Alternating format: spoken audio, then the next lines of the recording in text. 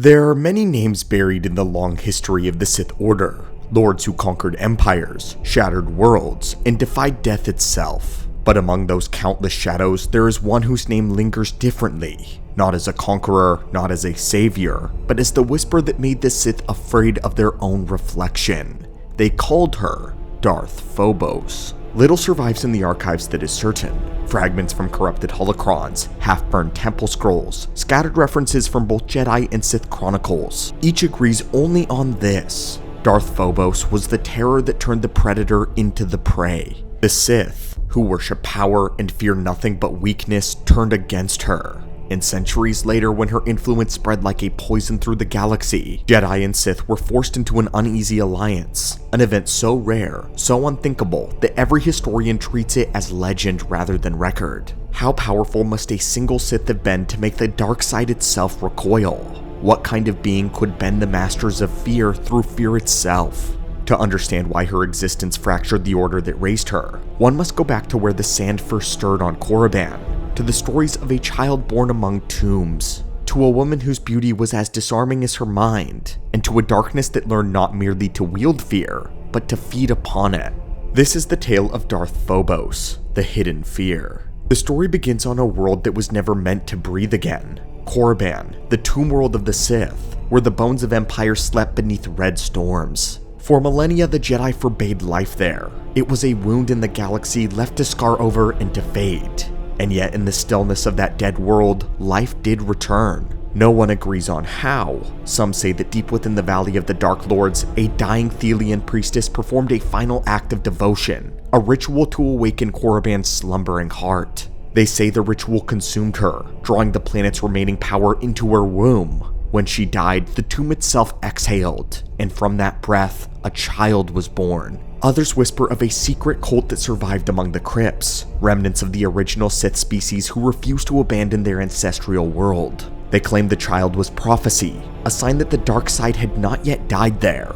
They raised her in silence beneath the sand, teaching her to listen to the force that echoed through the bones of the planet. And when she came of age, only she emerged from the tombs. There are skeptics, of course. They claim that Darth Phobos fabricated her origin, using myth to shroud herself in inevitability, in legend, that she was no child of prophecy at all, only a cunning manipulator who understood that fear begins with mystery. Whatever the truth is, even her enemies agreed on one thing: her existence was an impossibility, a living being born of a world long thought dead, a heartbeat carved from the stone. To some, she was Korriban's final gift, to others, its final curse.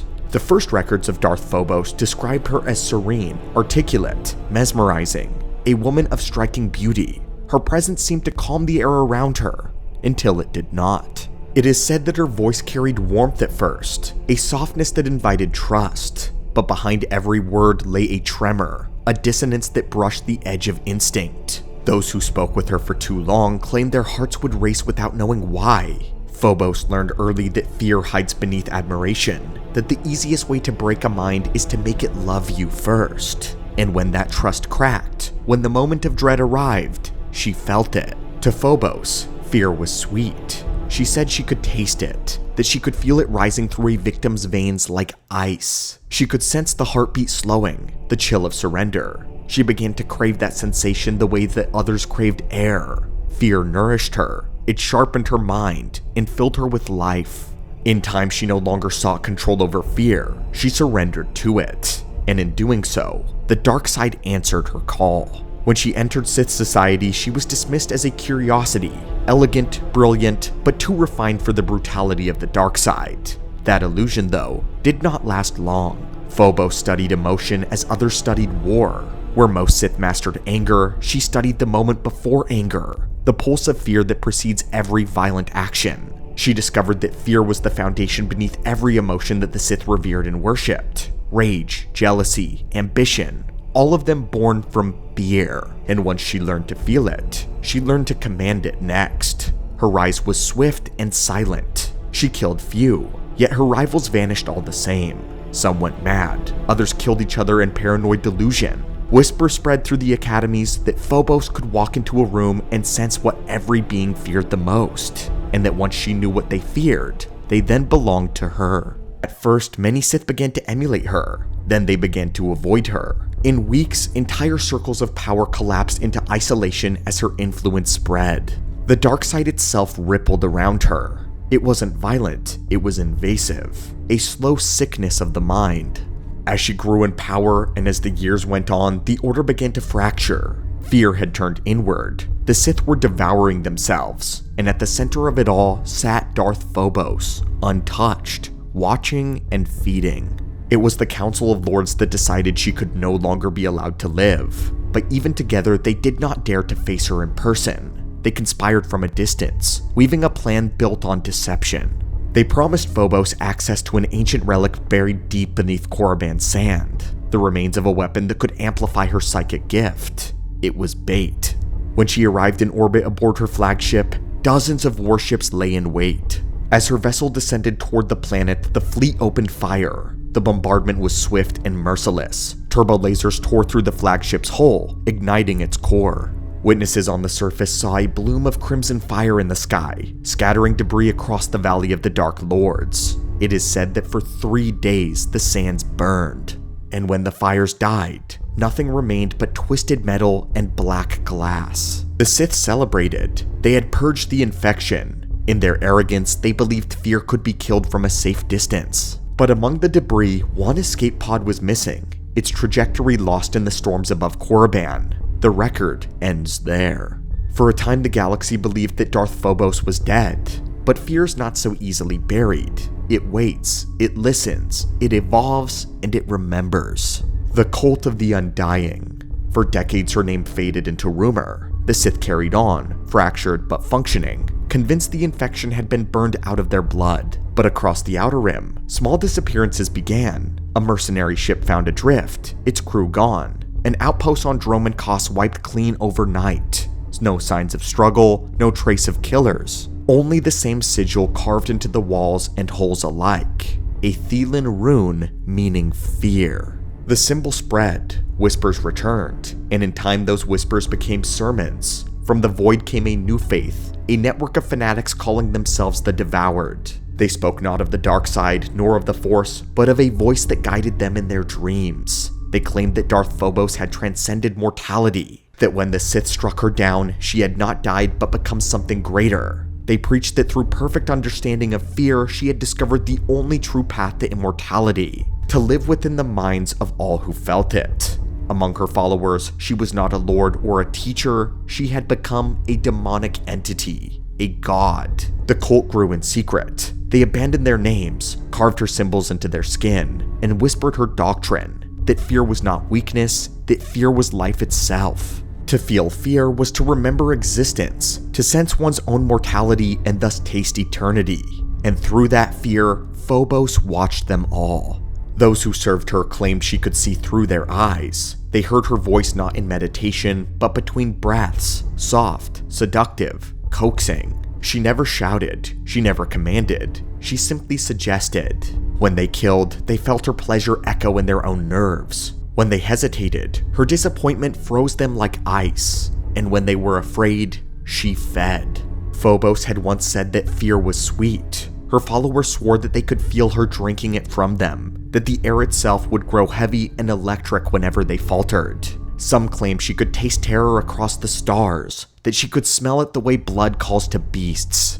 To her, every heartbeat of panic was nourishment, every scream a hymn. Her followers became walking altars, each one a vessel for the fear of others. As they spread across the galaxy, the shadows thickened yet again. Then came the event that broke the silence forever. Across 1,000 systems on the same night, her cult struck in unison. Sith academies, Jedi enclaves, merchant vessels. No one was spared. Entire stations went dark in minutes. Witnesses described enemies who smiled as they died, smiled as they butchered. Acolytes who whispered Phobos' name while impaling themselves on their enemies' blades. When the killing stopped, the same mark appeared everywhere. The rune of fear etched in blood. The massacre would become known as the Night of the Rune. It was too precise, too coordinated to be coincidence. The Jedi suspected Sith involvement. The Sith blamed the Jedi. But when the evidence was compiled, the impossible emerged.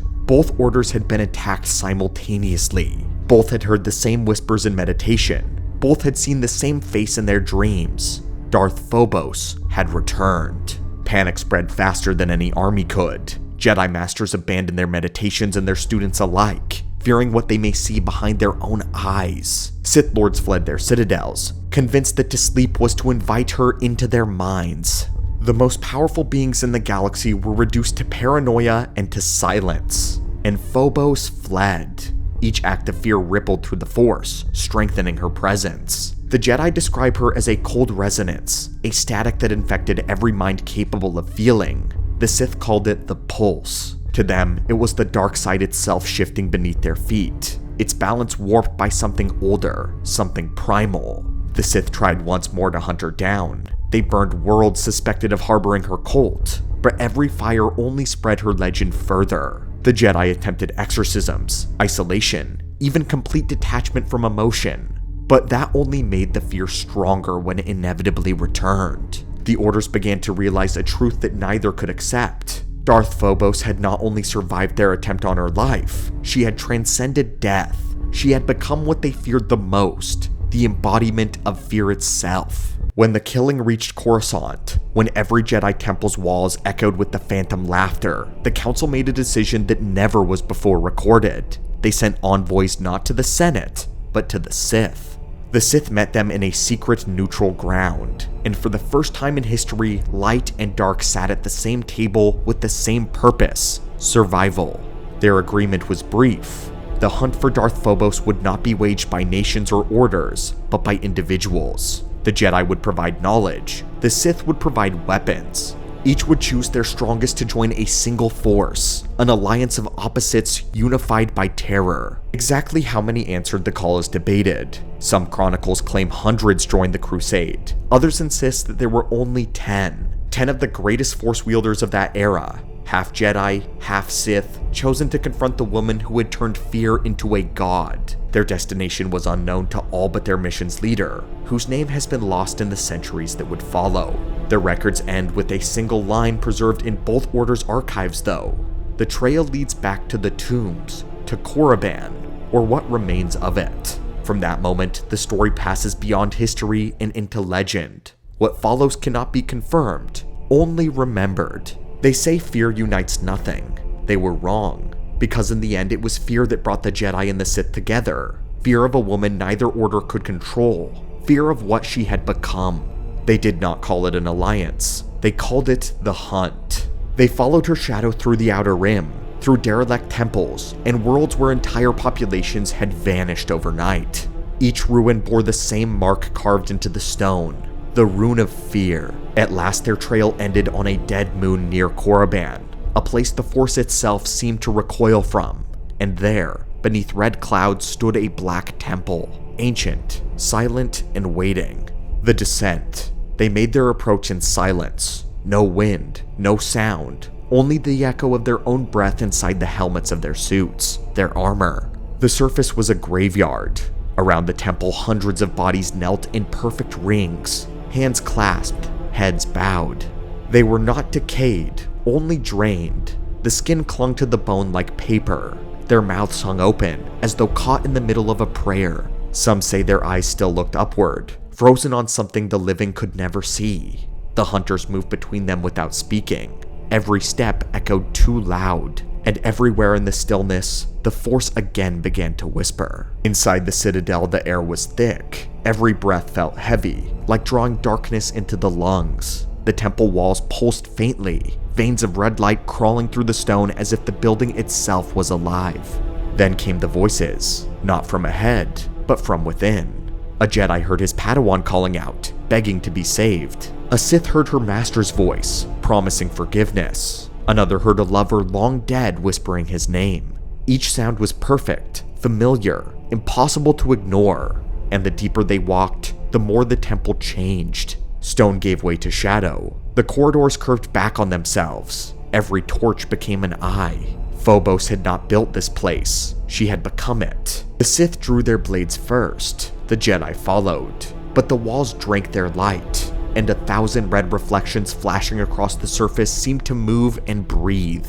They struck at phantoms that bled smoke, at loved ones that screamed when the blades found them, and when all the illusions broke, they found each other's faces beneath the cuts. Fear fed the walls. Every heartbeat made the temple stronger. One by one, the hunters fell. Some turned on their allies, some collapsed in despair. Others simply wandered into the dark, following the voices of those that they had lost until nothing remained but echoes. By the time they reached the heart of the temple, perhaps only 3 still lived. Maybe 2. No one knows for certain. What happened next has never been agreed upon. Some say she waited for them, serene, radiant, unarmed, that she smiled when they entered, and that every thought of violence drained away. That they saw in her not a monster, but something perfect, the beauty of dark made flesh. Others say that she was never there at all, that her voice came from the walls, from the air, from inside their minds, that they fought the sound itself until they realized there was nothing left to strike. And one legend, the oldest, says that there was a single survivor, Jedi or Sith, no one knows for certain. The tale goes that the survivor laid down their weapon, closed their eyes, and faced her. They did not fight, they did not run, they simply refused to fear her. And in that moment, it is said that she starved. The temple went silent, the walls cracked, the lights died. Whether she perished, fled, or ascended beyond flesh, no one can say. Only that when the sun rose over that moon, that the temple was now empty. A single ship left orbit before dawn. Its pilot filed no report, sent no message. The only record left behind were 6 words scrawled into a corrupted data log. She is gone, only for now. The Jedi archived the mission as a victory. The Sith called it purification, but neither ever spoke of it again.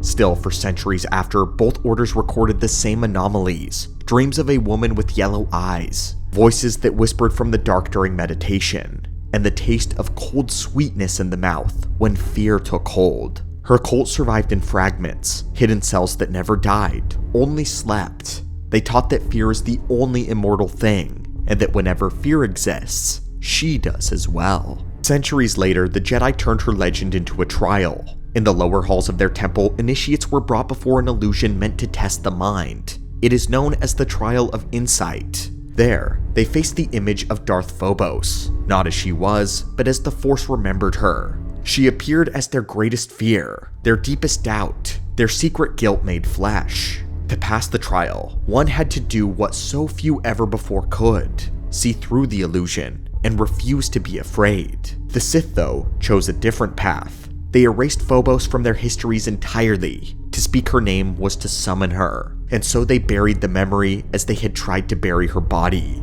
But legends have long memories. They wait in silence. They whisper through cracks in stone and dreams in the dark. Because fear cannot be destroyed. It only ever sleeps, waiting to be felt again. And somewhere beneath the dust of Korriban, a temple of black stone still stands. Its walls still listen. Its shadows still hunger. And in the space between heartbeats, when courage falters and the air turns cold, a voice still whispers through the Force.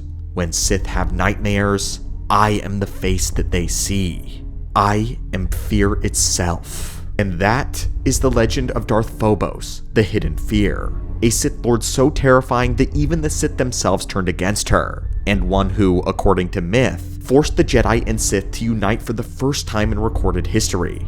Now, obviously this story goes a bit deeper than what we officially know. The truth is, Darth Phobos doesn't have much written about her in legends, unfortunately. She was first introduced in The Force Unleashed, mostly as a trial simulation in the Jedi Temple section. From there, though, the lore gives us fragments, hints that she was a Thelan, that she manipulated minds, that she was killed after waging a war between Jedi and Sith that forced the two orders to unite to stop her fear. We wanted to take the skeleton that already existed and fill in the missing pieces, to imagine what kind of monster could drive both sides of the Force to pure panic. So yes, we definitely punched this one up for Halloween, but I think that's the best way to celebrate a character like Darth Phobos. She's meant to be part nightmare, part myth, and part reflection of what the dark side really is. Not just anger or hate, but fear itself. Even if most of the story is legend, the bones of it are real. And in a galaxy built on myth and memory, sometimes it's the legends that tell us more than the history books ever could. But now, lore junkies, what do you think of Darth Phobos and her legend? What do you think of the Sith that mastered fear? Thank you all so much for watching, and may the Force guide you.